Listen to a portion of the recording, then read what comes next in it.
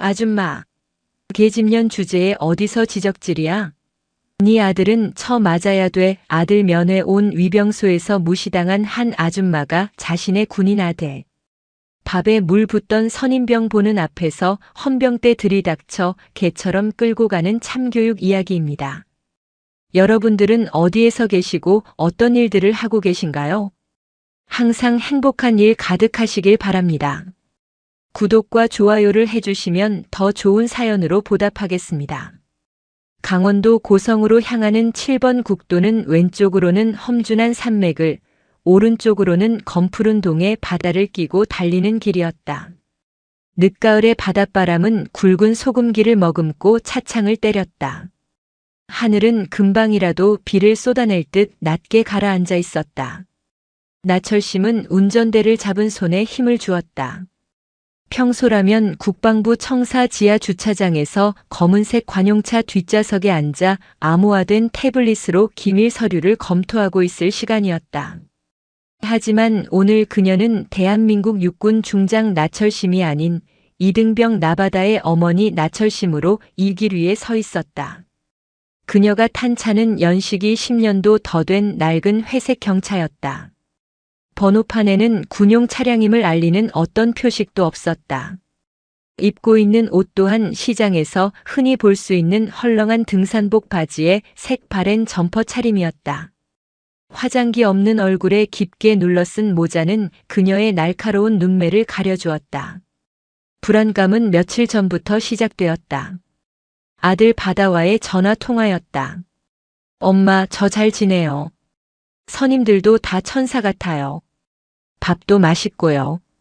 수화기 너머 아들의 목소리는 지나치게 높고 빨랐다. 마치 옆에서 누군가 듣고 있는 것처럼 혹은 누군가 적어준 대본을 읽는 것처럼 부자연스러웠다. 나철심은 평생을 사람의 거짓말을 간파해내는 감사 업무에 바친 사람이었다. 아들의 목소리 끝에 매달린 미세한 떨림, 억지로 삼키는 울음소리를 그녀가 놓칠 리 없었다. 바다야, 혹시 무슨 일 있니? 아니요. 정말 아무 일 없어요. 엄마, 저 이제 끊어야 해요. 선임이 불러서요. 사랑해요. 뚝. 전화는 도망치듯 끊겼다. 그 후로 며칠간 연락이 닿지 않았다. 나철심의 직감이 경고음을 울렸다. 22사단 율곡부대. 사건 사고가 끊이지 않아 별들의 무덤이라 불리는 그곳에서 자신의 하나뿐인 아들이 소리 없이 비명 지르고 있었다. 내비게이션이 목적지에 도착했음을 알렸다. 고성의 험준한 산자락에 박혀있는 22사단 예하 55연대 3대대 위병소 앞이었다. 위병소의 차단기는 굳게 내려져 있었고 총을 든 초병 2명이 경계 근무를 서고 있었다. 나철심은 차를 세우고 창문을 내렸다. 차가운 바닷바람이 차 안으로 들이닥쳤다. 무슨 일로 오셨습니까? 초병의 목소리는 딱딱했다. 낡은 경차와 초라한 행색의 중년 여성을 보는 그의 눈빛에는 귀찮음이 역력했다. 나바다 이병 면회 왔습니다. 엄마예요. 나철심은 주민등록증을 내밀었다. 군인 신분증은 핸드백 깊숙한 곳, 비밀 주머니에 넣어두었다. 오늘은 철저히 힘없는 민간인이어야 했다. 그래야만 부대의 진짜 민낯을 볼 수 있을 테니까. 아, 신병 어머니시네. 잠시 대기하세요. 행정반에 확인해 봐야 합니다. 초병은 무전기를 들고 건들거리는 자세로 통신을 시도했다. 행정반. 위병소. 나바다 이병 면회객 도착. 차는 뭐 똥차 하나 끌고 왔는데. 그냥 들여보내. 초병의 말소리가 열린 창틈으로 고스란히 들려왔다. 똥차. 나철심의 눈썹이 꿈틀했다.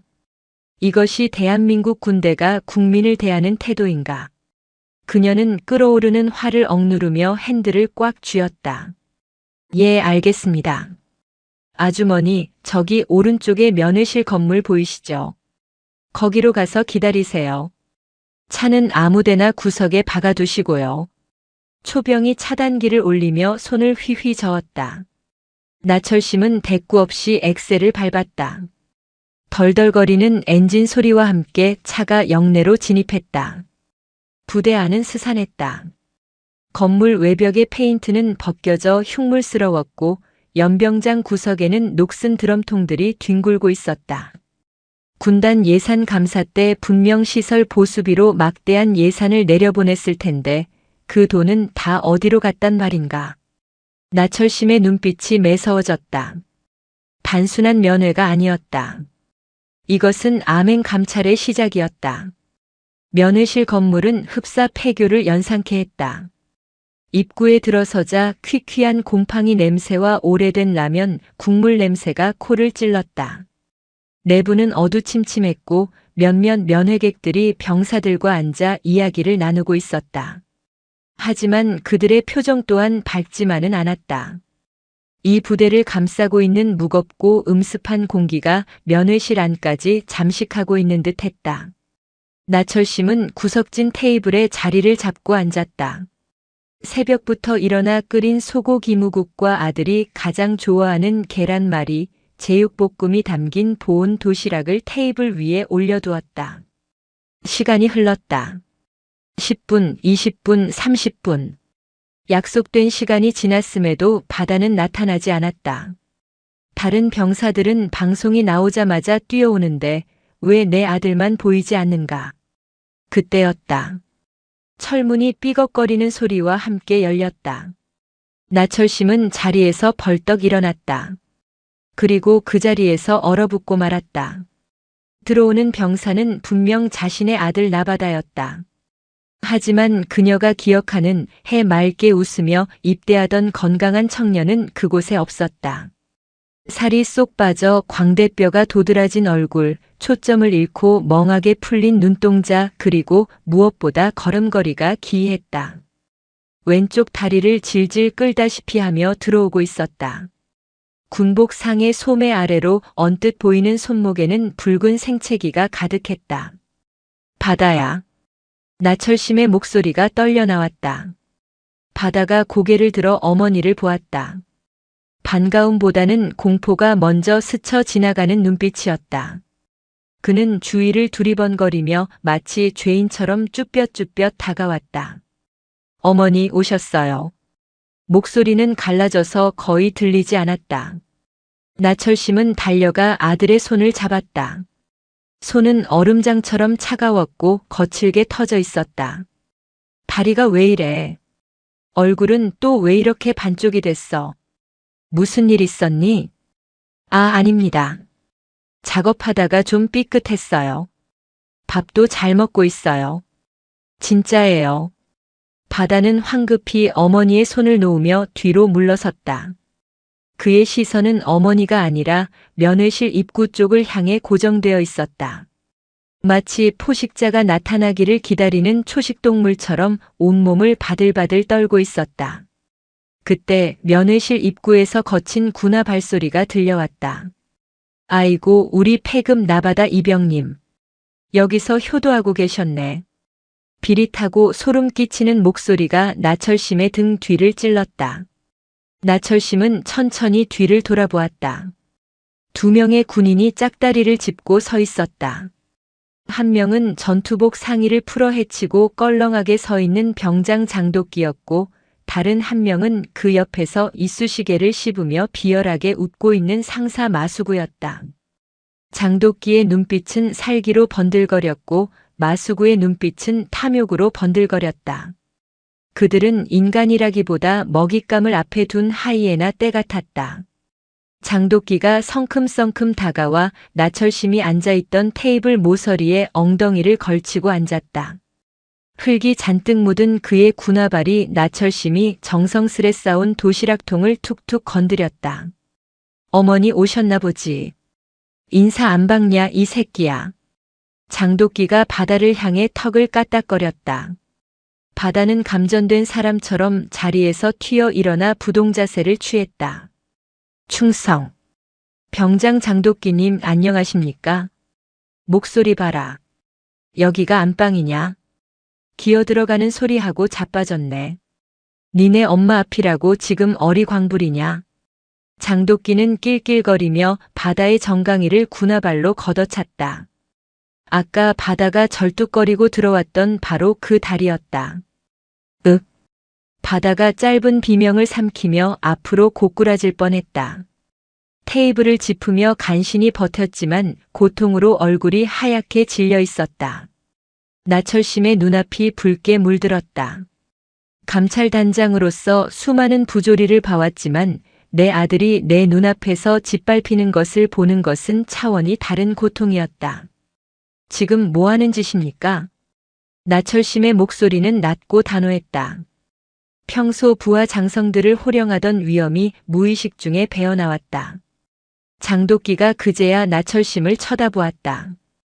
허름한 등산복 차림의 아줌마가 눈을 부라리는 꼴이 우습다는 듯 코웃음을 쳤다. 아, 아줌마. 미안해요.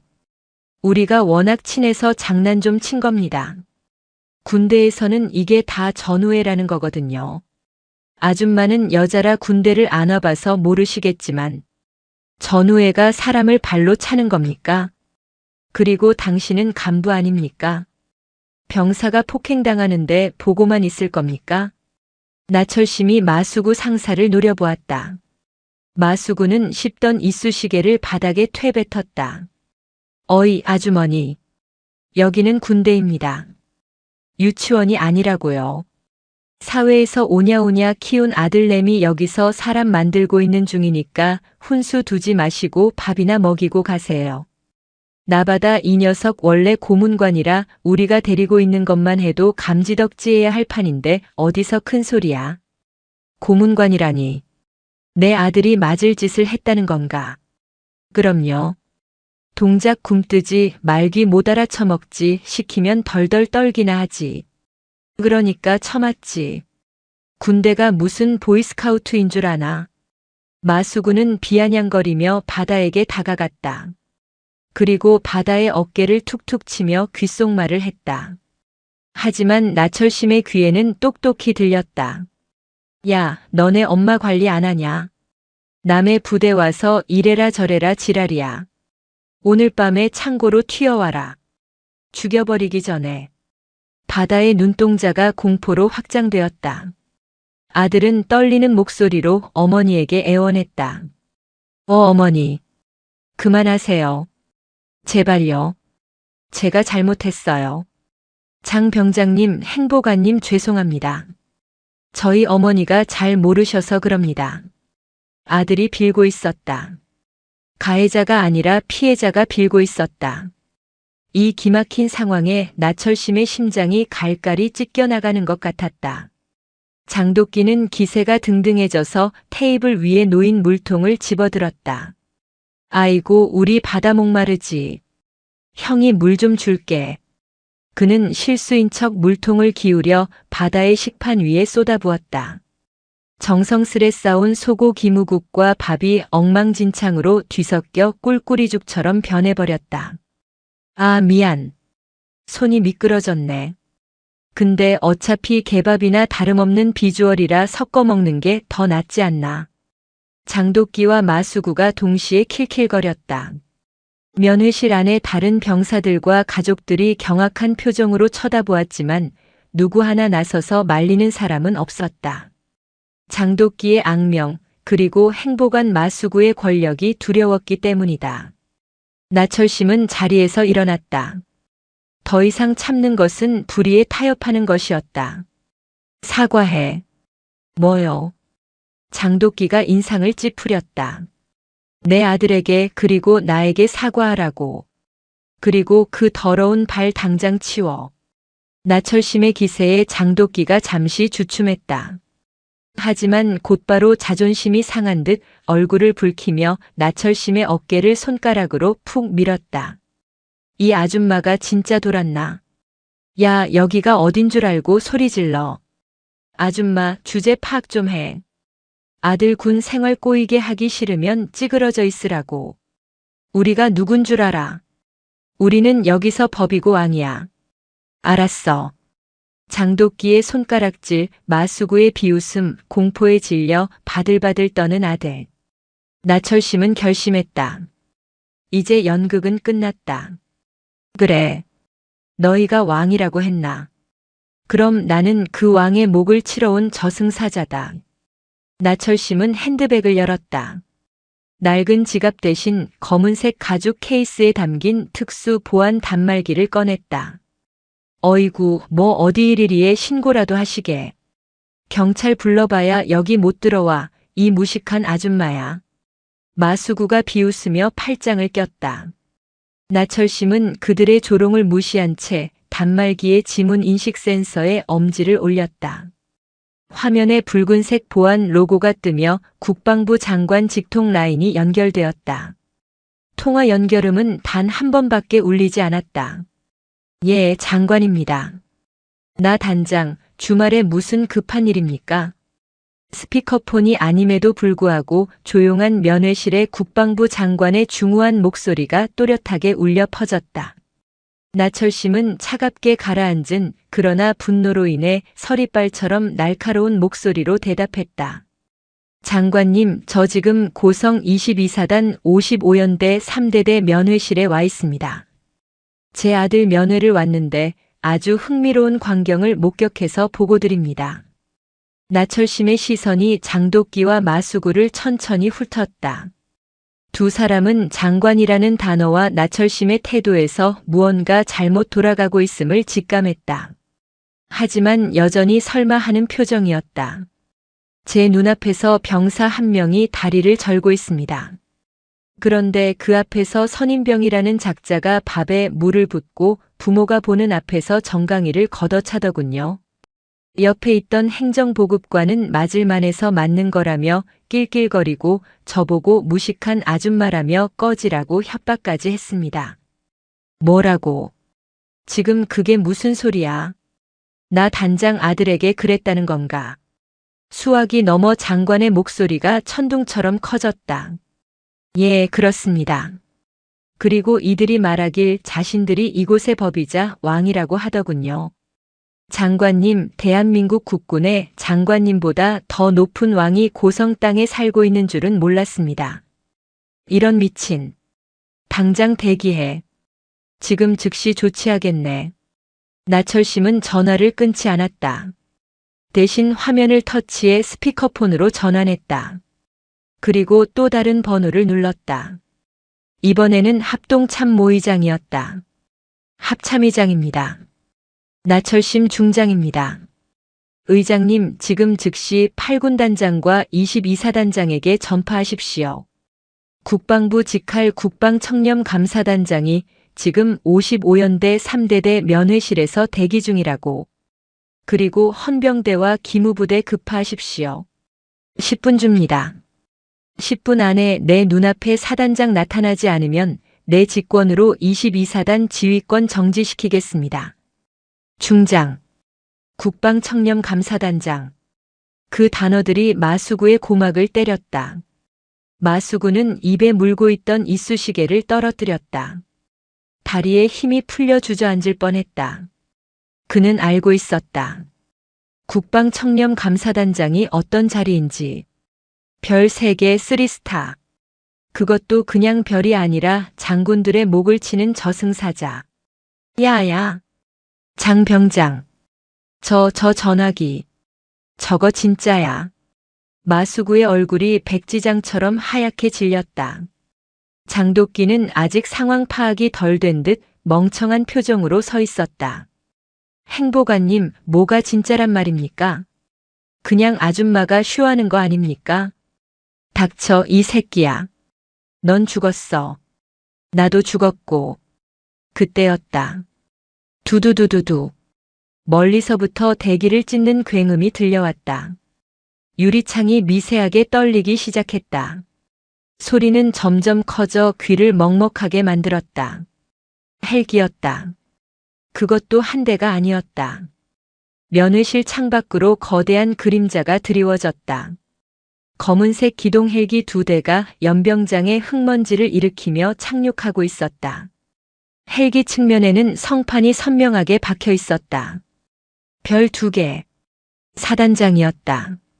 그리고 부대 정문 쪽에서는 사이렌 소리가 요란하게 울려 퍼졌다. 헌병대 순찰차와 검은색 세단들이 줄지어 위병소를 부술 기세로 돌진해 들어오고 있었다. 면회실 문이 쾅 하고 열렸다. 전투복을 입은 장군과 대령들, 그리고 무장한 헌병들이 들이닥쳤다. 그들의 이마에는 식은땀이 비오듯 흐르고 있었다. 가장 앞에 선 22사단장이 나철심을 발견하고는 거의 넘어질 듯 달려와 발을 구르며 경례를 붙였다. 충성. 제22보병 사단장 소장 최강철. 국방청렴감사단장님의 방문을 신고합니다. 면회실 안의 모든 시간이 멈춘 듯 했다. 장도끼는 입을 벌린 채 굳어버렸고 마수구는 바닥에 넙죽 엎드렸다. 다른 면회객들은 숨조차 쉬지 못했다. 저 허름한 등산복 차림의 아줌마가 사단장이 벌벌 떠는 쓰리스타 장군이었다니. 나철심은 사단장의 경례를 받지 않았다. 그녀는 천천히 모자를 벗었다. 날카로운 눈빛이 사단장을 꿰뚫었다. 최 소장. 예, 단장님. 자네 부대에는 병사를 개돼지 취급하고 민간인을 협박하고 부모 앞에서 자식을 발로 차는 게 율곡부대의 작전 예규인가 보지. 아, 아닙니다. 죄송합니다. 죽을 죄를 지었습니다. 사단장은 고개를 들지 못했다. 나철심은 뒤따라 들어온 헌병대장에게 손가락으로 장도끼와 마수구를 가리켰다. 저 두 놈 당장 체포해. 죄목은 상관 모욕, 특수폭행, 가혹행위, 그리고 직권남용이다. 지금 당장 수갑 채워서 끌고 가. 알겠습니다. 체포해. 헌병들이 들이닥쳐 장도끼와 마수구의 팔을 꺾었다. 자, 장군님. 몰랐습니다. 한 번만 살려주십시오. 제가 미쳤었나 봅니다. 장도끼가 울부짖으며 바닥을 기었다. 마수구는 이미 기절하기 일보 직전이었다. 살려달라고. 너희가 내 아들에게 살려달라고 빌 기회는 줬었나? 나철심은 차갑게 일갈했다. 끌고 가. 두 사람이 질질 끌려나갔다. 나철심은 멍하니 서 있는 아들 바다에게 다가갔다. 바다야. 어머니. 이게 무슨. 미안하다. 엄마가 너무 늦게 알았어. 이제 괜찮아. 아무도 널 건드리지 못해. 나철심은 아들을 꽉 끌어안았다. 강철 같던 장군의 눈에서 뜨거운 눈물이 흘러내려 아들의 어깨를 적셨다. 하지만 이것은 끝이 아니었다. 장도끼와 마수구는 꼬리에 불과했다. 이들이 이렇게 날뛸 수 있었던 배경에는 사고를 덮기에 급급했던 대대장 염동팔과 그 위를 덮고 있는 거대한 부패의 사슬이 있었다. 나철심은 눈물을 닦고 다시 고개를 들었다. 그녀의 눈은 이제 고성의 파도보다 더 무섭게 소용돌이치고 있었다. 사단장, 그리고 헌병대장. 지금부터 55연대 3대대에 대한 특별 정밀 감사를 실시한다. 내 아들 몸에 난 상처 하나하나 전부 다 조사해. 그리고 이 부대 땅 밑에 숨겨진 비리란 비리는 모조리 파내라. 오늘 밤 이 부대에서 편하게 잠잘 수 있는 놈은 아무도 없을 것이다. 고성의 하늘에 천둥이 쳤다. 폭풍이 시작되고 있었다. 고성의 바닷바람은 국군 강릉병원 응급실의 창문을 덜컹거리게 만들었다. 22사단 헌병대와 의무대의 호위를 받으며 도착한 이곳은 이미 전시 상황을 방불케 하는 긴장감에 휩싸여 있었다. 나철심 중장의 긴급 호출을 받은 병원장은 가운 단추를 잘못 채운 줄도 모르고 로비까지 달려 나와 있었다. 나철심은 응급처치실 앞 차가운 철제 의자에 앉아 있었다. 그녀의 시선은 굳게 닫힌 수술실 문 위, 붉게 빛나는 수술 중 램프에 고정되어 있었다. 그녀의 옆에는 국방부 청렴감사단 소속 수석 군의관인 김대령이 태블릿 PC를 든 채 침통한 표정으로 서 있었다. 단장님, 1차 정밀 검사 결과가 나왔습니다. 김대령의 목소리는 미세하게 떨리고 있었다. 그는 수십 년간 군 병원에서 숱한 부상병들을 봐온 베테랑이었지만 이번만은 차마 입을 떼기가 어려운 듯 했다. 보고해. 의학적 소견 단 한 글자도 숨소리 하나도 빼지 말고 그대로. 나철심의 목소리는 동해의 심해처럼 깊고 어두웠다. 좌측 정강이뼈는 미세골절이 반복되어 뼈 자체가 기형적으로 변형되었습니다. 단순 타박상이 아닙니다. 군화 앞굽 같은 딱딱한 물체로 같은 부위를 수백 번 가격당한 흔적입니다. 그리고 김 대령이 마른 침을 삼켰다. 우측 갈비뼈 5번과 6번에 금이 갔다가 자연 치유된 흔적이 있습니다.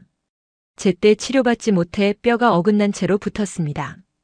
또한 고막 천공, 안화 골절 의심 소견이 있으며 무엇보다 심각한 것은 전신에 걸친 화상입니다. 화상. 네. 담뱃불로 지진 것으로 추정되는 원형 화상이 등과 허벅지 안쪽에서 13군데 발견되었습니다. 특히 등 쪽의 화상 자국은 특정한 문양을 이루고 있습니다. 나철심은 자리에서 벌떡 일어났다. 그녀는 김대령을 밀치듯 지나쳐 처치실 안으로 들어갔다. 마취에서 덜 깬 아들이 링거를 꽂은 채 누워 있었다. 간호장교들이 상처 부위를 소독하고 붕대를 감고 있었다. 나철심은 아들의 환자복 상의를 걷어 올렸다. 그녀는 숨을 멈췄다. 비명조차 사치였다.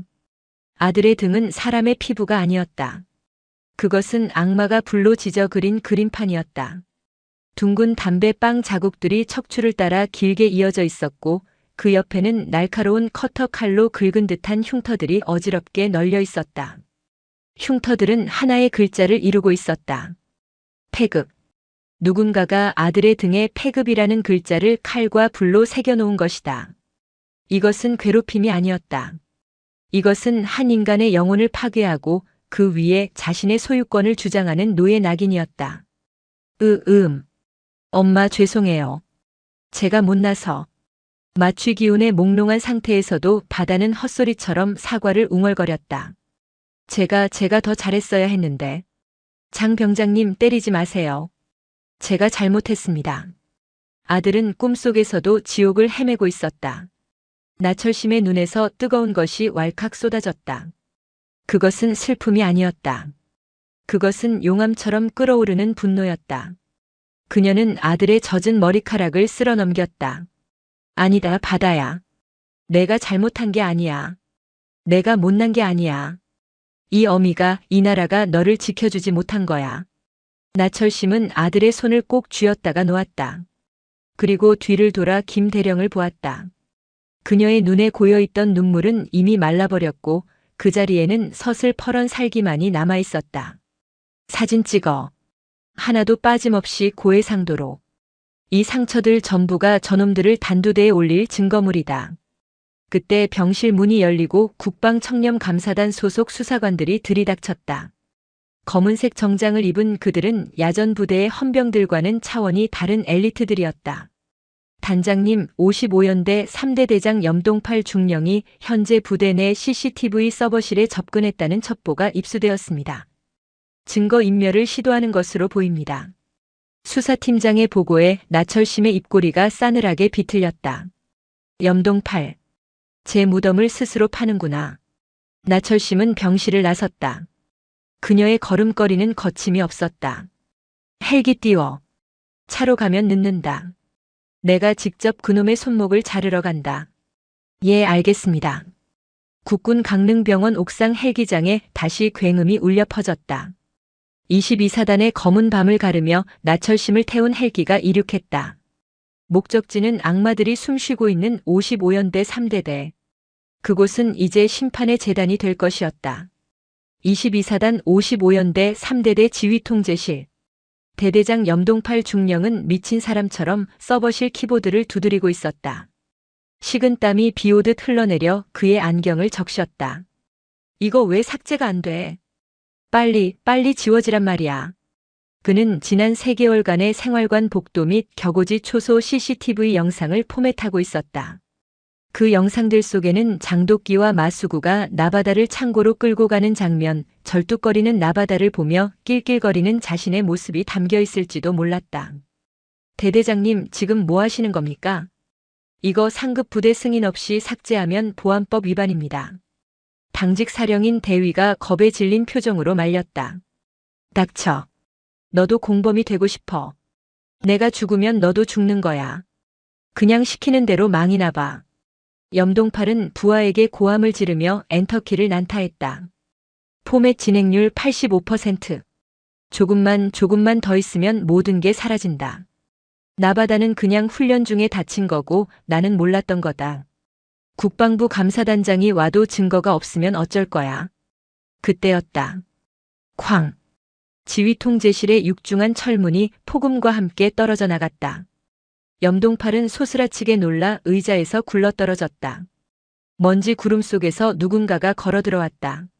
전투복 차림에 방탄 헬멧 대신 베레모를 쓴 중년의 여성. 나철심이었다. 그녀의 뒤로는 완전 무장한 국방부 헌병 특임대원들이 총구를 겨누며 진입했다. 손들어. 움직이면 쏜다. 특임대원들의 고함 소리에 상황병들과 당직 사령이 바닥에 납작 엎드렸다. 염동팔은 엉덩이로 뒷걸음질 치며 서버실 구석으로 몰렸다. 나철심 중장님. 이게 무슨 행패입니까? 아무리 감사단장이라도 일선 부대 지휘통제실을 이렇게 무력으로. 나철심은 대꾸하지 않았다. 그녀는 성큼성큼 다가와 염동팔이 조작하던 컴퓨터 모니터를 보았다. 포맷 진행 중. 92%. 나철심은 서버 본체의 전원 코드를 거칠게 뽑아버렸다. 화면이 툭 꺼졌다. 디지털 포렌식 팀 들어오라고 해. 하드디스크 뜯어내서 복구해. 90%가 아니라 99%가 지워졌어도 먼지 한 톨까지 다 찾아내. 그녀의 명령에 감식 반원들이 달려들어 컴퓨터를 분해하기 시작했다. 나철심은 바닥에 주저앉은 염동팔을 내려다보았다. 경멸이 가득 담긴 눈빛이었다. 염동팔 중령. 자네가 지금 지우려고 했던 게 단순한 데이터 쪼가리인 줄 아나? 그건 내 아들의 피눈물이고 자네가 묵인한 범죄의 기록이야. 오해십니다. 저는 그저 서버 오류를 점검하려던 것뿐입니다. 나바다 이병일은 정말 유감입니다만 저는 정말 몰랐습니다. 중대 간부들이 보고를 누락해서. 몰랐다. 보고 누락이다. 나철심이 싸늘하게 웃었다. 그녀는 품에서 녹음기 하나를 꺼냈다. 조금 전 헌병대 취조실에서 마수구 상사가 자백한 내용이 담긴 녹음기였다. 재생 버튼. 치지직거리는 소음 뒤에 마수구의 울먹이는 목소리가 흘러나왔다. 대대장님이 시키셨습니다. 나바다 그 새끼 관심병사 냄새나니까 사고 안 치게 꽉 잡으라고. 장독기 시켜서 군기 확실하게 잡으라고 직접 지시하셨습니다.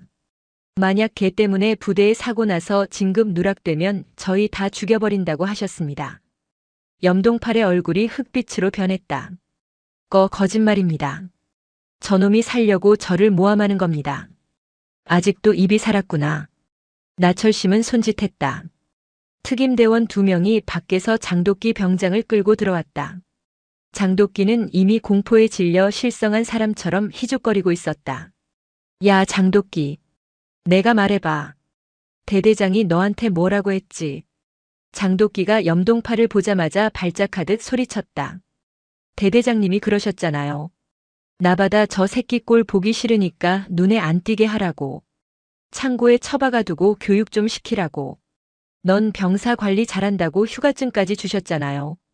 저 휴가증 받은 거 행정반 기록에 다 있습니다. 증언과 증거가 쏟아져 나왔다. 염동팔의 알리바이는 모래성처럼 무너져 내렸다. 그는 이제 살려달라고 빌 체면도 도망칠 구멍도 없었다. 나철심은 염동팔의 가슴에 달린 약장과 명찰을 손으로 잡아뜯었다. 찍 소리와 함께 화려했던 그의 경력들이 바닥에 나뒹굴었다. 자네는 지휘관의 자격이 없어. 아니, 군복을 입을 자격조차 없어. 내 아들을 지키지 못한 건 내 탓이지만 부하를 사지로 내몬 건 자네의 탐욕 탓이야. 단장님 제발. 저 딸이 셋입니다. 연금이라도 받게 해주십시오. 제발 선처를. 염동팔이 나철심의 군화발을 붙잡고 매달렸다. 가장 추악한 모습이었다. 내 딸들은 소중하고 남의 집 귀한 아들은 장난감인가. 그 입 다물라. 내 놈의 죄는 법정에서 판사가 정해줄 것이다. 나철심은 발을 빼냈다. 이놈들 전부 영창이 아니라 독방에 가도 그리고 내일 아침 전 병력 연병장 집합시켜. 이 쓰레기들이 치워진 자리에 무엇이 남았는지 내가 직접 확인하겠다. 염동팔과 장도끼가 짐승처럼 끌려나갔다. 지휘 통제실에는 정막만이 감돌았다. 나철심은 창밖을 바라보았다. 동해의 검은 바다 위로 여명이 밝아오고 있었다. 하지만 그녀의 전쟁은 아직 끝나지 않았다. 이제 부대 전체에 뿌리 내린 공포를 걷어내고 숨죽여 울고 있을 또 다른 나바다들을 찾아내야 했다. 다음 날 아침 55연대 3대대 연병장. 가을비가 추적추적 내리고 있었다. 500여 명의 대대 장병들이 판초 우위를 입은 채 연병장에 도열해 있었다. 빗소리 외에는 아무런 소리도 들리지 않는 죽음과도 같은 정적이었다. 단상 위에는 나철심 중장이 우위도 입지 않은 채 전투복 차림으로 서 있었다. 빗물이 그녀의 얼굴을 타고 흘러내렸지만 그녀는 눈 한 번 깜빡이지 않았다. 그녀의 양옆으로는 국방청렴감사단 소속 감찰관들이 도열해 있었고 단상 아래에는 포승줄에 묶인 염동팔 마수구 장도끼가 무릎을 꿇고 있었다. 그들은 하루 사이에 10년은 늙어 보였다. 병사들은 그토록 두려워했던 악마들이 초라한 죄인이 되어 떨고 있는 모습을 믿을 수 없다는 듯 바라보았다. 나철심이 마이크를 잡았다. 전체 차려. 그녀의 구령은 스피커를 찢을 듯 강렬했다. 나는 국방부 국방청렴감사단장 중장 나철심이다. 그리고 어제 이곳에서 구타당하고 고문당하고 영혼이 파괴된 나바다 이병의 어미다. 병사들 사이에서 웅성거림이 일었다. 폐급이라고 놀림받던 나바다의 어머니가 3스타 장군이었다니. 충격은 파도처럼 번져나갔다. 나는 오늘 내 아들의 복수를 하러 온 것이 아니다. 나는 대한민국 군대가 그리고 너희가 속한 이 율곡부대가 얼마나 썩어 빠졌는지 확인하러 왔다. 나철심은 무릎 꿇은 세 사람을 가리켰다. 저들을 보라. 너희의 고혈을 빨고 너희를 노예처럼 부리던 자들의 말로다. 계급장이 떨어진 저들은 그저 비루한 범죄자일 뿐이다. 그녀의 시선이 병사들의 대열을 훑었다. 하지만 나는 안다. 저들만 사라진다고 이 부대가 바뀌지 않는다는 것을. 너희 중에는 방관자가 있다. 내 아들이 맞을 때 비명을 지를 때 못 본 척 고개를 돌린 자들이 있다. 너희도 공범이다. 병사들은 고개를 숙였다. 빗줄기가 더 거세졌다. 죄책감이 그들의 어깨를 짓눌렀다. 그러나 나는 또한 안다. 너희 중에는 또 다른 피해자가 있다는 것을. 장도끼 같은 놈에게 맞고도 보복이 두려워 신고하지 못한 자. 마수구 같은 놈에게 돈을 뜯기고도 말 못한 자. 염동팔 같은 지휘관에게 실망해 군복을 벗고 싶었던 자. 나철심이 목소리를 높였다. 나와라. 앞으로 나와라. 이제 너희를 괴롭히던 악마들은 내가 잡았다. 내가 너희의 방패가 되어주겠다. 더 이상 숨어서 울지 말고 당당하게 나와서 저놈들의 죄를 고발하라. 정적이 흘렀다. 1초, 5초, 10초. 아무도 움직이지 않았다. 오랫동안 학습된 공포는 쉽게 사라지지 않는 법이었다. 나철심의 가슴이 타들어갔다. 그때였다. 대열 가장 뒷줄 구석진 곳에서 한 병사가 손을 번쩍 들었다. 이병 김철수. 앞으로 나가겠습니다. 왜소한 체구의 병사가 떨리는 목소리로 외치며 대열을 빠져나왔다. 그의 얼굴에는 아직 멍 자국이 남아 있었다. 그가 빗속을 뚫고 단상 앞으로 걸어오자 마치 둑이 터지듯 다른 병사들도 움직이기 시작했다. 상병 이진호. 저도 나가겠습니다. 일병 박민석. 저도 할 말 있습니다. 1명, 2명, 5명, 10명. 무려 30명이 넘는 병사들이 앞으로 쏟아져 나왔다. 그들은 단상 앞에 모여 서로를 부둥켜 안고 오열했다. 빗물과 눈물이 뒤섞여 바닥을 적셨다. 장도끼 병장이 제 어머니 욕을 하며 침을 뱉었습니다. 행보관님이 제 월급 카드를 뺏어서 유흥비로 썼습니다. 아파서 의무대 가겠다고 하니 꾀병이라며 군화발로 밟았습니다. 터져나오는 울분과 고발들이 연병장을 가득 메웠다. 그것은 단순한 고발이 아니었다. 인간으로서의 존엄을 되찾기 위한 절규였다. 나철심은 단상 아래로 내려갔다. 그녀는 흙탕물에 무릎이 젖는 것도 아랑곳하지 않고 울고 있는 병사들을 하나하나 안아주었다. 미안하다. 정말 미안하다. 어른들이 못나서 군대가 썩어서 너희를 지켜주지 못했다. 철의 여인이라 불리던 나철심의 눈에서도 뜨거운 눈물이 흘러내렸다. 그녀는 김철수 이병의 어깨를 잡고 말했다. 이제 끝났다. 너희는 혼자가 아니다. 내가 이 나철심이 제복을 벗는 한이 있어도 너희를 끝까지 지켜주겠다. 병사들의 울음소리가 함성으로 바뀌었다. 그동안 억눌려왔던 분노와 슬픔이 씻겨 내려가고 있었다. 빗줄기 사이로 구름이 걷히고 희미한 햇살이 비치기 시작했다. 나철심은 하늘을 올려다보았다. 병원에 누워있을 아들 바다가 생각났다. 바다야, 보고 있니? 내가 흘린 피가 헛되지 않았어. 내가 쏘아 올린 작은 용기가 이 거대한 침묵의 벽을 무너뜨렸어. 그녀는 다시 단상 위로 올라가 섰다. 그리고 염동팔, 마수구, 장도끼를 내려다보며 선고하듯 말했다. 이 시간부로 22사단 55연대 3대대의 모든 부조리는 끝났다. 감찰관들은 즉시 전 장병 1:1 정밀 면담을 시작하라. 단 하나의 억울함도 남기지 마라. 이것은 명령이다. 충성. 병사들의 경례 소리가 고성의 산자락을 뒤흔들었다. 그것은 새로운 율곡부대의 탄생을 알리는 신호탄이었다. 하지만 나철심은 알고 있었다. 이것은 전투의 승리일 뿐 전쟁의 끝이 아니라는 것을. 서울에는 염동팔보다 더 교활하고 마수구보다 더 탐욕스러운 거물들이 그녀를 기다리고 있을 것이다. 그들은 이 사건을 정치적으로 이용하려 들 것이고 나철심을 끌어내리기 위해 온갖 모략을 꾸밀 것이다. 나철심은 주먹을 꽉 쥐었다. 기다려라, 여의도의 하이에나들. 고성의 파도가 너희를 삼키러 간다. 고성의 비바람은 멈췄지만 서울의 공기는 그보다 훨씬 탁하고 무거웠다. 나철심 중장이 아들 바다를 국군 수도병원 중환자실로 이송하고 22사단에 대한 대대적인 감사를 지시한 지 48시간이 지난 시점이었다. 용산 국방부 청사. 나철심의 집무실 창밖으로 보이는 서울의 야경은 화려했지만 그녀의 책상 위에는 독배와도 같은 서류들이 쌓여 있었다. 조간신문과 인터넷 뉴스 메인 화면은 온통 나철심을 겨냥한 자극적인 헤드라인으로 도배되어 있었다. 국방청렴감사단장, 아들 문제로 야전부대 지휘권 무력화 논란 삼성 장군의 빗나간 모성애, 헬기 동원의 아들 구출작전군 인권센터, 나철심 중장의 월권행위 비판, 사적 감정 개입 우려. 여론은 순식간에 갈라졌다. 처음에는 학대당한 병사의 어머니를 동정했으나 보이지 않는 손들이 교묘하게 프레임을 비틀기 시작했다. 그들은 나철심이 장군의 권한을 이용해 아들을 황제 구출했다는 식의 가짜 뉴스를 퍼뜨렸다. 심지어 나바다 이병이 평소 부대 생활에 적응하지 못해 선임들에게 피해를 주던 관심병사였다는 악의적인 찌라시까지 돌고 있었다. 이 모든 공작의 배후에는 국회 국방위원회 여당 간사, 국회의원 국태산이 있었다. 국태산. 삼선 의원이자 차기 국방부 장관, 나아가 대권까지 노리는 거물 정치인.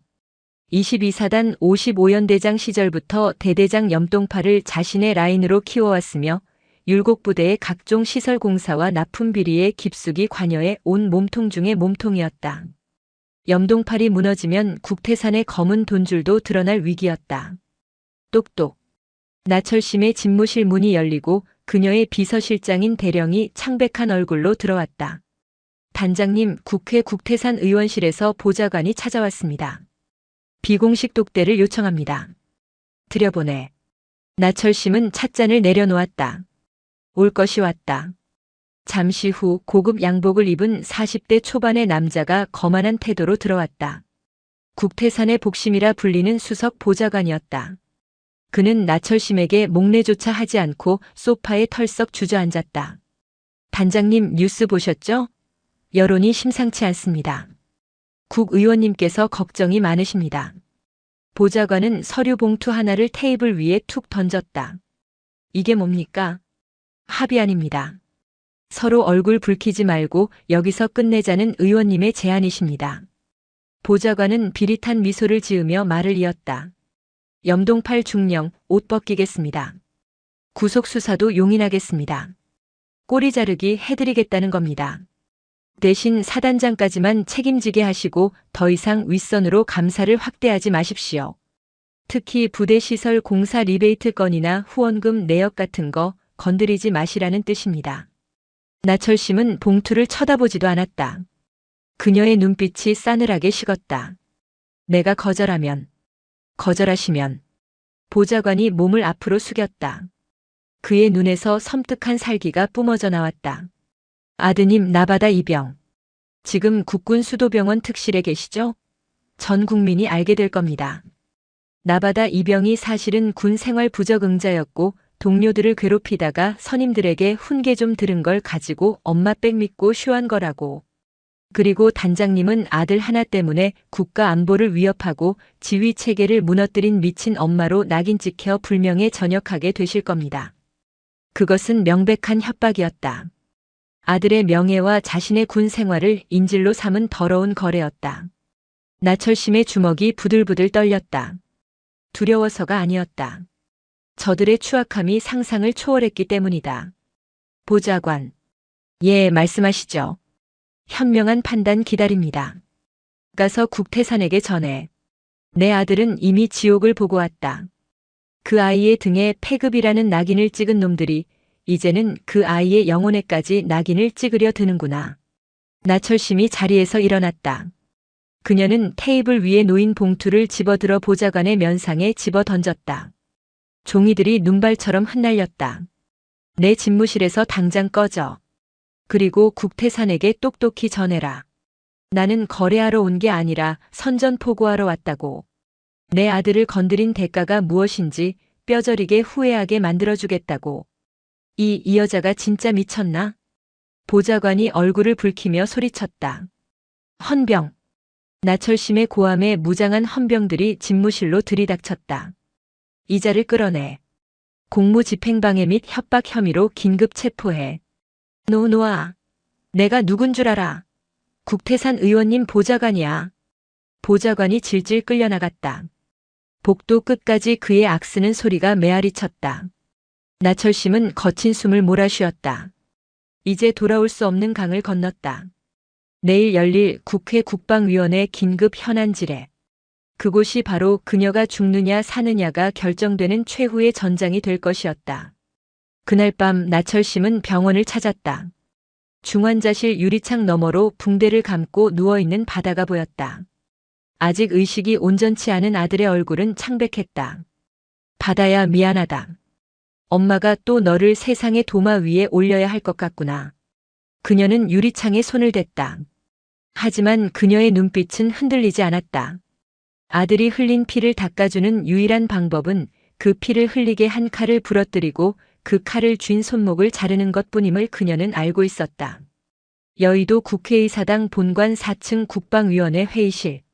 수백 개의 카메라 플래시가 터지고 있었다. 대한민국 군 수뇌부가 총출동한 가운데 증인석 중앙에는 정복을 입은 나철심 중장이 꼿꼿하게 앉아 있었다. 그녀의 맞은편 위원장석 옆 가장 높은 자리에는 국태산 의원이 거만한 표정으로 그녀를 내려다보고 있었다. 이 자리는 나철심 중장의 직권 남용 및 군기 문란 진상규명 청문회라는 명목으로 열렸지만 사실상 국태산이 나철심을 공개 처형하기 위해 마련한 인민재판장이었다. 증인 나철심 중장. 국태산이 마이크를 잡았다. 그의 목소리는 기름지고 위압적이었다. 증인은 지난주 22사단 예하부대의 헬기를 동원하여 무단 침입하고 적법한 절차 없이 지휘관들을 감금 및 폭행했습니다. 맞습니까? 무단 침입이 아닙니다. 국방청렴감사단장의 적법한 감찰권 행사였습니다. 나철심이 또렷하게 대답했다. 적법? 지나가던 개가 웃겠소. 솔직해집시다. 피해자가 증인의 아들이 아니었다면 헬기까지 띄웠겠습니까? 이건 명백한 엄마 찬스이자 권력형 비리 아닙니까?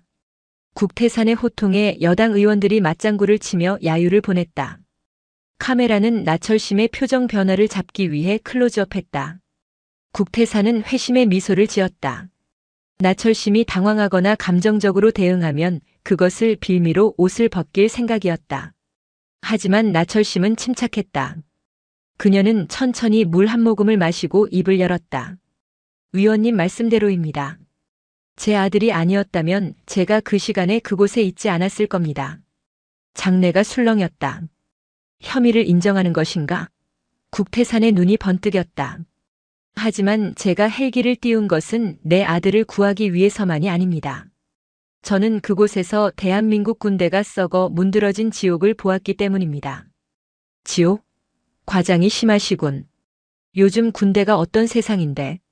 과장인지 아닌지 직접 보시죠. 나철심이 옆에 있던 법무관에게 신호를 보냈다. 회의실 대형 스크린에 사진 한 장이 띄워졌다. 회의장에 있던 모든 사람이 숨을 멈췄다. 셔터 소리마저 멈췄다. 그것은 나바다의 등 사진이었다.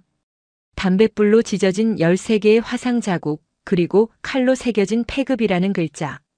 붉고 검게 엉겨붙은 상처는 너무나 끔찍해서 차마 눈뜨고 볼 수 없을 지경이었다. 이것이 위원님이 말씀하시는 요즘 군대의 실상입니다. 제 아들 나바다의 등입니다. 이게 훈련하다 생긴 상처입니까? 이게 전우회입니까? 국태산의 얼굴이 일그러졌다. 여론이 흔들리는 것이 느껴졌다. 그는 황급히 말을 돌렸다. 개별적인 가혹 행위는 유감입니다만 그건 염동팔 중령과 해당 병사들의 일탈이지 군 전체의 문제는 아니지 않습니까? 그걸 빌미로 사단장 목을 치고 정치 공세를 하는 건 염동팔 중령의 일탈? 나철심이 국태산의 말을 끊었다. 그녀의 눈빛이 매서워졌다. 염동팔은 일탈을 한 게 아닙니다. 상납을 한 겁니다. 뭐요? 상납? 여기 두 번째 증거가 있습니다. 나철심이 서류 뭉치를 들어보였다. 국방부 디지털 포렌식 팀이 복구해낸 염동팔의 비밀 장부와 통화 녹취록이었다. 염동팔 중령은 지난 2년간 부대 시설 보수비, 식자재비 등 15억 원을 횡령했습니다. 그리고 그 돈의 70%가 차명 계좌를 통해 누군가에게 흘러들어갔습니다. 염동팔은 제게 자백했습니다. 이 돈을 바치고 진급을 보장받기로 했다고. 그리고 부대 내 가혹 행위를 덮은 것도 사고가 나면 진급에 방해가 되어 그분께 누를 끼칠까봐 그랬다고요. 국태산의 손이 떨리기 시작했다. 그게 누구요? 근거 없는 의혹 제기는 명예훼손이요. 나철심은 마이크를 잡은 손에 힘을 주었다. 그분의 이름은 바로 이 자리에 계십니다. 국방위원 국태산 의원님. 이 여자가 미쳤나? 증거 있어. 증거 있냐고. 국태산이 자리를 박차고 일어나 고함을 질렀다. 회의장은 아수라장이 되었다.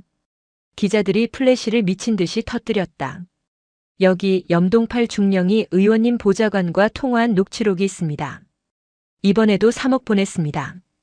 의원님께 잘 말씀드려 주십시오. 그리고 의원님의 차명 계좌로 입금된 내역까지 전부 확보했습니다. 나철심은 스크린에 계좌 이체 내역과 녹취록 스크립트를 띄웠다. 빼도 박도 못할 증거였다. 이것은 단순한 가혹 행위 사건이 아닙니다. 권력욕에 눈이 먼 정치 군인과 돈에 눈이 먼 부패한 정치인이 결탁하여 대한민국 청년들의 고열을 빤 권력형 비리 게이트입니다. 내 아들 나바다는 그리고 고성 땅에서 신음하던 수많은 병사는 당신들의 탐욕을 채우기 위한 재물이었던 겁니다. 나철심의 사자후가 회의장을 뒤흔들었다. 국태산은 다리에 힘이 풀려 의자에 주저앉았다. 그의 정치 생명이 끝나는 순간이었다. 하지만 나철심은 여기서 멈추지 않았다. 마지막으로 보여드릴 게 있습니다. 그녀는 테이블 아래에서 붉은 보자기에 쌓인 상자를 꺼냈다. 이것은 제 아들 나바다의 진술서가 아닙니다. 그녀는 상자를 뒤집어 수백 장의 편지와 진술서를 테이블 위에 쏟아부었다. 제가 22사단을 감사하며 찾아낸 또 다른 피해 병사 30명의 피 묻은 진술서입니다. 김일병, 최상병, 박이병. 이들의 부모는 장군이 아닙니다. 국회의원도 아닙니다. 평범한 시장 상인, 회사원, 농부입니다. 그래서 이 아이들은 맞아도 돈을 뺏겨도 어디 하소연할 곳이 없었습니다. 나철심의 눈에 눈물이 고였다. 제가 헬기를 띄우지 않았다면, 제가 미친 엄마 소리를 들으며 국태산 의원과 맞서지 않았다면 이 아이들은 지금도 지옥 속에 있었을 겁니다. 저는 제 아들 하나를 구한 게 아닙니다. 저는 대한민국의 아들들을 구한 겁니다. 저를 파면하시겠다면 하십시오. 하지만 이 진실만은 덮을 수 없을 겁니다. 나철심이 거수경례를 올렸다. 이상입니다. 정적이 흘렀다. 그리고 잠시 후 방청석 뒤쪽에서 박수 소리가 터져 나왔다. 피해 병사들의 부모들이었다. 박수 소리는 삽시간에 회의장 전체로 퍼져나갔다. 여당 의원들조차 고개를 숙였고 국태사는 얼굴을 감싸쥐었다. 진실의 저울은 완전히 기울었다. 국회 청문회가 끝난 직후 대한민국은 발칵 뒤집혔다. 검찰 특수부는 국태산 의원의 집무실과 자택을 압수수색했다. 염동팔 중령의 진술과 나철심이 제출한 증거는 너무나 명백하여 국태산은 빠져나갈 구멍이 없었다. 그는 뇌물수수, 정치자금법 위반, 직권남용 혐의로 구속영장이 청구되었다. TV 뉴스에서는 국태산이 포승줄에 묶여 검찰청으로 들어가는 모습이 생중계되었다. 혐의를 인정하십니까? 라는 기자들의 질문에 그는 아무 말도 하지 못한 채 고개를 떨구었다. 천하를 호령하던 거물 정치인의 초라한 몰락이었다. 22사단장 최강철 소장 역시 지휘 책임과 직무유기 혐의로 보직 해임되어 불명예 전역했다. 염동팔 중령은 군사법원에서 징역 15년을, 마수구 상사와 장도끼 병장은 각각 징역 10년과 7년을 선고받았다. 재판부는 국가의 의무를 다하러 온 청년들을 사리사욕의 도구로 삼고 인격을 말살한 죄는 그 어떤 변명으로도 용서받을 수 없다며 엄벌을 내렸다. 며칠 후 국군 수도병원. 나철심은 가벼운 사복 차림으로 병실을 찾았다. 중환자실에서 일반 병실로 옮긴 바다는 침대 헤드에 기대어 앉아 있었다. 붓기는 많이 빠졌지만 아직 얼굴 곳곳에 남은 흉터가 마음을 아프게 했다. 엄마. 바다가 링거 꽂은 손을 들어 어머니를 반겼다. 뉴스 봤어요. 엄마가. 다 하셨더라고요. 바다의 눈시울이 붉어졌다. 그는 TV를 통해 어머니가 국회에서 사자후를 토하는 모습을, 자신의 찢어진 등을 세상에 공개하며 절규하는 모습을 모두 보았다. 부끄럽지는 않았니? 내 상처를 다 보여줘서. 나철심이 조심스럽게 물었다. 바다는 고개를 저었다. 아니요. 시원했어요. 제 등에 찍힌 낙인이 이제는 저놈들의 이마에 찍힌 죄수번호가 되었잖아요. 바다가 옅게 웃었다. 그리고 엄마가 보여준 그 진술서들. 제 동기들 거 맞죠? 철수랑 민석이. 그래. 그 녀석들이 너한테 고맙다고 전해달라더라. 내가 아니었으면 평생 숨도 못 쉬고 살았을 거라고. 제가 한 게 아니에요. 엄마가 하신 거죠. 아니야. 내가 버텨준 덕분이야. 내가 살아있어줘서 엄마가 싸울 수 있었던 거야. 나철심은 아들의 손을 잡고 이마에 갖다 대었다. 따뜻한 체온이 전해져 왔다. 지옥 같던 지난 몇 달의 시간이 주마등처럼 스쳐 지나갔다. 엄마. 응? 저 전역하면 다시 공부할래요. 군대 꼴도 보기 싫었는데. 생각이 바뀌었어요. 바다의 눈빛이 반짝였다. 저 같은 피해자가 다시는 안 나오게 하려면 힘이 있어야 할 것 같아요. 법 공부해서 군 인권 변호사가 되고 싶어요. 엄마는 안에서 썩은 살을 도려내시고 저는 밖에서 억울한 병사들을 지켜주고요. 나철심은 놀란 눈으로 아들을 바라보았다. 그토록 유약해 보였던 아들이 어느새 폭풍우를 견디고 단단한 거목으로 성장해 있었다. 그래. 아주 좋은 생각이구나. 엄마보다 훨씬 훌륭한 사람이 될 거야. 나철심은 아들을 꽉 끌어안았다. 창밖으로 따스한 가을 햇살이 쏟아져 들어왔다. 병실 안의 공기는 더 이상 차갑지 않았다. 그날 오후 나철심은 다시 국방부로 복귀했다. 그녀의 책상 위에는 대통령의 친필 서명이 담긴 임명장이 놓여 있었다. 국방개혁위원회 위원장 중장 나철심. 단순한 감찰단장을 넘어 대한민국 군대 전체의 시스템을 뜯어고칠 전권을 부여받은 것이다. 여론의 전폭적인 지지와 피해 병사 가족들의 탄원이 만들어낸 결과였다. 나철심은 창밖을 바라보았다. 서울의 하늘은 맑게 개어 있었다. 하지만 그녀는 알고 있었다. 22사단의 비리는 빙산의 일각일 뿐이라는 것을.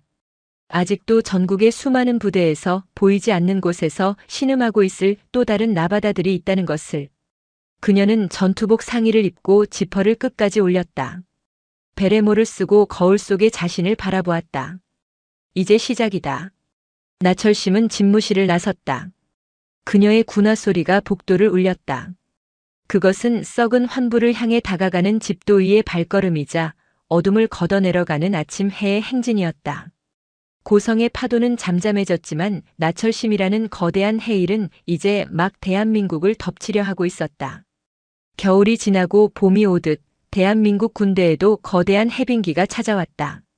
나철심 중장이 국방개혁위원장으로 취임한 지 3년이라는 시간이 흘렀다.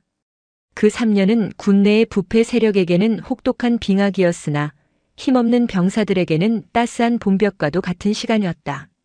용산 국방부 별관 국방개혁위원회 위원장실. 나철심은 창밖으로 보이는 남산을 바라보며 따뜻한 차를 한 모금 마셨다. 그녀의 머리카락에는 어느새 흰 눈이 조금씩 내려앉아 있었지만 눈빛만은 여전히 3년 전 고성 앞바다의 파도처럼 푸르고 깊었다. 책상 위에는 두툼한 보고서가 놓여 있었다. 표지에는 군 인권 개선 및 병영 문화 혁신 최종 성과 보고라는 제목이 적혀 있었다. 나철심의 칼날은 매서웠다. 그녀는 취임 직후 원 스트라이크 아웃 제도를 도입했다. 병사에 대한 구타, 폭언, 금품 갈취가 적발될 경우 지휘 고하를 막론하고 즉시 옷을 벗기는 강력한 제도였다. 처음에는 간부들의 반발이 심했다. 지휘권을 위축시킨다. 군 기강이 해이해진다는 볼멘 소리가 터져나왔다. 하지만 나철심은 물러서지 않았다. 사람을 때려서 세우는 기강은 조폭의 규율이지 군대의 기강이 아니다.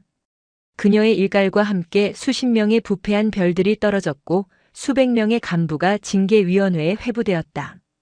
22사단 사건의 주범이었던 국태산 전 의원과 염동팔 전 중령은 여전히 차가운 감방에서 죗값을 치르고 있었다. 그들이 수감되었다는 소식은 군 전체에 강력한 경고 메시지가 되었다. 아무리 높은 권력도 아무리 튼튼한 동아줄도 나철심의 칼날 앞에서는 무용지물이라는 것을 모두가 깨달았다.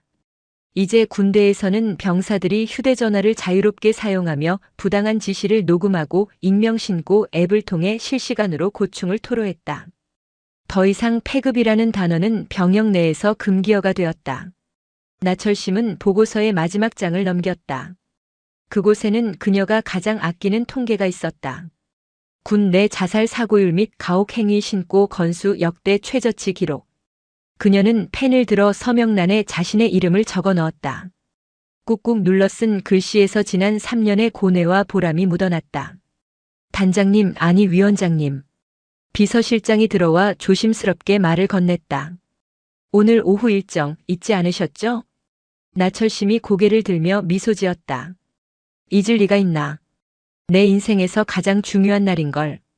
그녀는 자리에서 일어나 정복 재킷을 걸쳤다. 가슴에 달린 훈장들이 찰랑거리는 소리를 냈다. 오늘은 그녀가 군복을 벗는 저녁식이 있는 날이자 아들 나바다가 새로운 시작을 알리는 날이었다. 같은 시각 서울 서초동 대법원 대강당.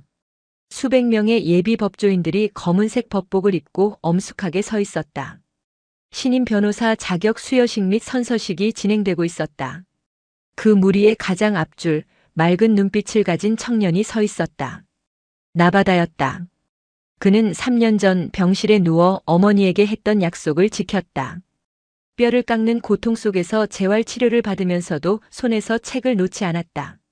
악몽이 찾아올 때마다 법전을 펼쳤고 다리가 쑤실 때마다 판례집을 외웠다. 그에게 법 공부는 단순한 학문이 아니라 자신과 같은 피해자들을 구원하기 위한 무기 닦기였다. 선서. 대표 선서자가 선창하자 나바다도 오른손을 들었다. 소매 아래로 언뜻 보이는 손목의 흉터가 눈에 들어왔다. 하지만 그는 더 이상 그 흉터를 가리지 않았다. 나는 인권을 옹호하고 사회 정의를 실현함을 사명으로 한다. 나바다의 목소리는 강당을 울릴 정도로 힘찼다. 고성 면회실에서 장독기 앞에서 벌벌 떨던 그 유약한 이등병은 이제 없었다. 지옥불을 견디고 단련된 강철 같은 법조인만이 그곳에 서 있었다. 식이 끝나고 강당 밖으로 나오자 익숙한 얼굴들이 그를 기다리고 있었다. 형. 아니, 이제 변호사님이라고 불러야 하나? 김철수였다. 22사단 연병장에서 가장 먼저 손을 들고 나왔던 그 용기 있는 병사. 이제는 복학하여 어엿한 사회인이 된 그가 꽃다발을 들고 서 있었다. 그 옆에는 박민석, 이진호 등 22사단 생존자 모임 친구들이 환하게 웃고 있었다. 야, 무슨 변호사님이야. 그냥 형이지. 나바다는 쑥스러운 듯 웃으며 친구들과 어깨동무를 했다. 축하한다, 바다야. 친구들 뒤로 중후한 목소리가 들렸다. 나철심이었다. 저녁식을 마치고 바로 달려온 그녀는 사복 차림이었다. 화려한 장군의 정복보다 어머니라는 이름의 평상복이 그녀에게는 더 잘 어울렸다. 어머니. 나바다가 달려가 어머니를 안았다. 고생했다, 내 아들. 정말 고생했어. 나철심은 훌쩍 자란 아들의 등을 두드려 주었다. 어머니도요. 35년 군 생활 정말 존경합니다. 두 사람은 서로를 바라보며 웃었다. 그 웃음 속에는 말로 다 할 수 없는 수많은 감정이 녹아 있었다. 일주일 후 강원도 고성. 나철심과 나바다는 다시 7번 국도 위에 있었다. 낡은 경차가 아니라 바다가 첫 월급을 타서 렌트한 하얀색 승용차였다. 운전대는 바다가 잡았다. 어머니, 기분 어떠세요? 민간인이 되신 기분이요. 글쎄다. 아직은 실감이 안 나는구나. 아침에 눈 뜨면 관사에서 당번병이 깨우러 올 것만 같아서. 나철심이 창문을 내리며 말했다. 늦봄의 바닷바람이 차 안으로 들어왔다. 3년 전 비가 쏟아지던 그날의 차가운 바람과는 달리 오늘의 바람은 부드럽고 따뜻했다. 차는 구불구불한 해안 도로를 지나 22사단 55연대 3대대 위병소 앞에 도착했다. 위병소의 풍경은 3년 전과 완전히 달라져 있었다. 녹슨 철문은 사라지고 깔끔한 자동화 시스템이 갖춰져 있었고 무엇보다 초병들의 표정이 밝았다. 낡고 칙칙했던 위병소 건물 벽면에는 병사들이 직접 그린 벽화가 그려져 있었다. 방문 목적이 어떻게 되십니까? 초병이 밝은 목소리로 물었다. 나바다 변호사입니다. 그리고 이분은 제 어머니시고요. 부대 개방 행사에 초대받아서 왔습니다. 아, 변호사님. 기다리고 있었습니다. 대대장님이 안에서 대기 중이십니다. 충성. 초병이 씩씩하게 경례를 붙였다. 나철심은 습관적으로 손을 올리려다 멈추고 인자한 미소로 고개를 끄덕였다. 부대 안으로 들어서자 놀라운 광경이 펼쳐졌다. 연병장에는 잔디가 깔려 있었고 병사들이 삼삼오오 모여 족구를 하거나 벤치에 앉아 책을 읽고 있었다. 과거 음습한 기운이 감돌던 막사는 리모델링되어 깨끗한 현대식 건물로 탈바꿈해 있었다. 나바다의 시선이 본능적으로 막사 뒤편을 향했다. 그곳에는 그를 지옥으로 몰아넣었던 창고가 있었다. 장도끼와 마수구가 그를 끌고 가서 불로 지지고 때리던 그 공포의 공간. 하지만 창고는 온데간데 없었다. 그 자리에는 아담한 2층짜리 건물이 들어서 있었다. 입구에는 율곡 북카페 앤드 마음 치유센터라는 간판이 걸려 있었다. 어서 오십시오. 환영합니다. 새로 부임한 대대장과 주임원사가 달려 나와 두 사람을 맞이했다. 세상에 부대가 몰라보게 변했군요. 나철심이 감탄하며 말했다. 다 전임 위원장님 덕분입니다. 위원장님이 내려보내주신 예산으로 가장 먼저 저 창고부터 밀어버렸습니다. 그리고 병사들이 쉴 수 있는 공간을 만들었죠. 대대장의 안내를 받아 북카페 안으로 들어갔다. 은은한 커피 향과 조용한 음악이 흐르고 있었다. 병사들이 편안한 소파에 기대어 쉬고 있는 모습은 과거의 3대대에서는 상상조차 할 수 없는 풍경이었다. 나바다는 2층 테라스로 나갔다. 그곳에서는 동해의 바다가 한눈에 내려다 보였다. 여기였어요. 바다가 난간을 잡으며 말했다. 네. 여기가 제가 제일 많이 맞았던 자리예요. 밤마다 여기에 무릎 꿇고 앉아서 바다를 보며 생각했거든요. 그냥 저 바다에 뛰어들어서 죽어버릴까? 그러면 이 고통이 끝날까? 나철심이 아들의 손을 잡았다. 바다의 손은 더 이상 떨리지 않았다. 하지만 이제는 아니에요. 바다가 어머니를 보며 미소 지었다. 이제 이 자리는 제가 커피를 마시며 바다를 볼 수 있는 곳이 되었잖아요. 죽고 싶은 장소가 아니라 살고 싶은 장소가 되었어요. 그때 한 병사가 조심스럽게 다가왔다. 계급장은 이병이었다. 저, 혹시 나바다 변호사님 아니십니까? 네, 맞습니다만. 병사는 갑자기 울먹이며 90도로 허리를 숙였다. 감사합니다. 정말 감사합니다. 변호사님이 쓰신 책, 별을 삼킨 파도를 읽고 입대했습니다. 저도 입대하기 전에 군대가 너무 무서웠는데 변호사님 덕분에 용기를 얻었습니다. 저희 부대가 이렇게 좋아진 게 다 변호사님과 어머님 덕분이라고 들었습니다. 바다는 당황해서 어쩔 줄 몰랐다. 나철심이 흐뭇하게 아들을 바라보았다. 아니다. 우리가 한 게 아니야. 너희 선배들이 그리고 지금 복무하는 너희들이 용기를 내서 바꾼 거야. 우리는 그저 거들었을 뿐이다. 나철심의 말에 병사는 다시 한번 경례를 하고 돌아갔다. 부대를 나오는 길 두 사람은 차를 돌려 근처 해변으로 향했다. 인적이 드문 백사장에는 파도가 하얗게 부서지고 있었다. 나철심과 바다는 신발을 벗고 모래밭을 걸었다. 차가운 바닷물이 발가락 사이를 간지럽혔다. 엄마. 응. 행복하세요? 바다의 뜬금없는 질문에 나철심이 멈춰섰다. 그녀는 바다를 향해 고개를 돌렸다. 석양이 지기 시작한 하늘, 붉게 물든 바다, 그리고 그보다 더 아름다운 아들의 얼굴. 행복하다. 그녀가 대답했다. 장군이 되었을 때도 훈장을 받았을 때도 이렇게 행복하지는 않았어. 그런데 지금 군복을 벗고 평범한 아줌마가 되어 내 아들과 이렇게 걷고 있는 지금이 내 인생에서 가장 행복하구나. 저도요. 바다가 어머니의 어깨에 머리를 기대었다. 저도 지금이 제일 좋아요. 더 이상 아프지 않고 무섭지 않고 엄마가 옆에 있어서요. 나철심은 주머니에서 작은 상자를 꺼냈다. 이거 넣어주려고 가져왔다. 상자 안에는 그녀가 평생을 달고 다녔던 인식표군 번주라 중장 계급장이 들어있었다. 이 계급장은 이제 내 것이 아니다. 이건 내가 지켜낸 정이고 내가 흘린 피의 대가야. 내가 앞으로 걸어갈 법조인의 길에 이 별이 길잡이가 되어 주었으면 좋겠구나. 바다는 떨리는 손으로 계급장을 받아들었다. 묵직했다. 쇠붙이의 무게가 아니라 어머니의 인생 무게가 느껴졌다. 소중히 간직하겠습니다. 그리고 부끄럽지 않게 살겠습니다. 힘없는 사람들의 방패가 되고 억울한 사람들의 목소리가 되겠습니다. 엄마처럼요. 바다는 있는 힘껏 계급장이 든 상자를 쥔 손을 가슴에 품었다. 나철심은 바다를 향해 몸을 돌렸다. 바다야, 저기 봐라. 그녀가 가리킨 곳은 수평선 너머였다. 해가 지고 어둠이 깔리기 시작하자 하늘에는 하나둘 별이 뜨기 시작했다. 그리고 검은 바다 위로 오징어 배에 집어든 불빛이 별처럼 반짝이며 떠올랐다. 옛날에 사람들은 바다가 별을 삼킨다고 생각했지. 하지만 아니란다.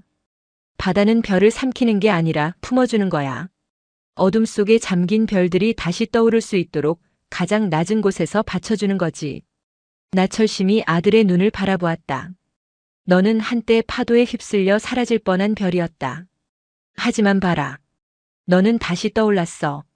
그 어떤 별보다 찬란하게 빛나고 있어.